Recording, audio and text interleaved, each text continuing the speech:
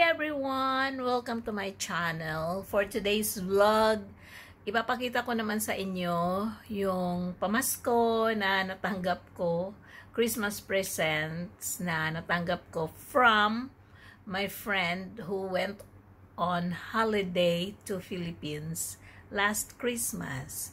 So, ito yung mga pasalubong niyo sa akin. Yan, meron tayong Skyflakes na 10 single packs. Meron tayong Golden Bihon. Ito daw ang urig, pero gusto ko yung red nito. Kung ako lang ha. Tapos, Liberty Beef Premium Luncheon Meat. Paborito ko kasi yan. And Liberty Beef Luncheon Meat also. Meron ding cheese whiz, pimiento, chicken spread. Naglo-low carb diet tayo pero may palaman na binigay kaya kain. Tapos nagaraya, 0% trans fat cholesterol, barbecue cracker nuts, barbecue flavor. Ito, 0 trans fat cholesterol also. This is the original flavor. I love this. And ito naman, 0 trans fat cholesterol, also garlic, cracker nuts. And ito naman yung hot and spicy na cracker nuts, na garaya.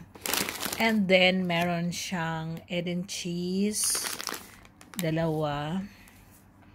Yung expiry ng isa ay February. So, dapat yan ang unahin. Ito naman ay March. Tapos, meron siyang isang Nestle cream na ang expiry, I think, ay August.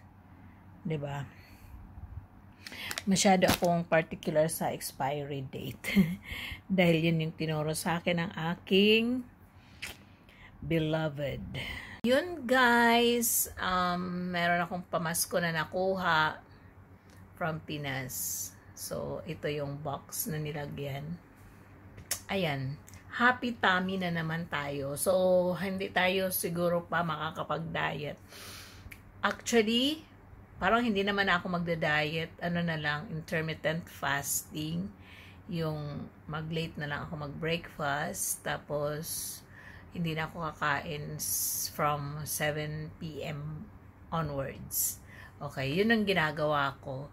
At least, I have 12 hours na hindi kumakain. Yun ang napanood ko yung kasi kay Doc Leong.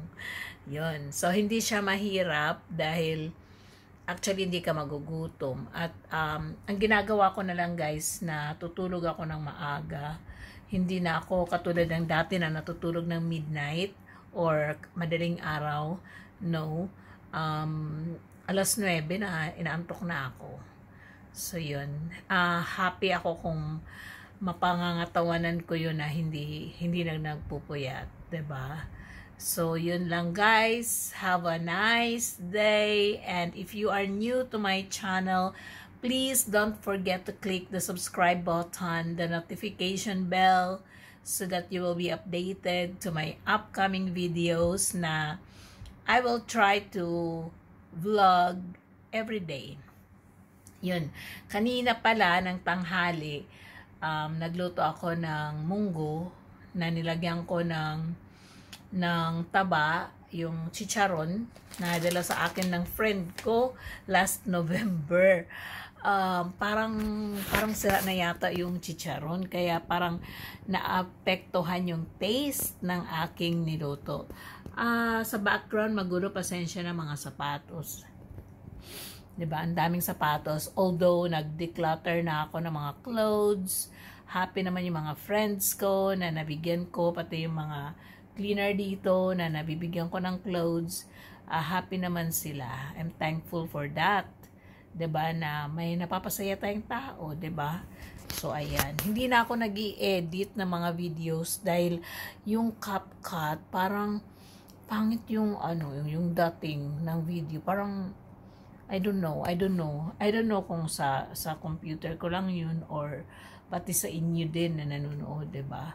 So, Thank you guys for watching my vlogs. Kahit hindi ako masyadong active, 'di ba? Parang siguro mai-inspire ako pag maraming nanonood. Kaso, konti lang nanonood. Kaya hindi ako nai-inspire gumawa. But then again, okay. 'Di ba? So, ayan lang guys. I'll see you in my next vlog. Maybe tomorrow.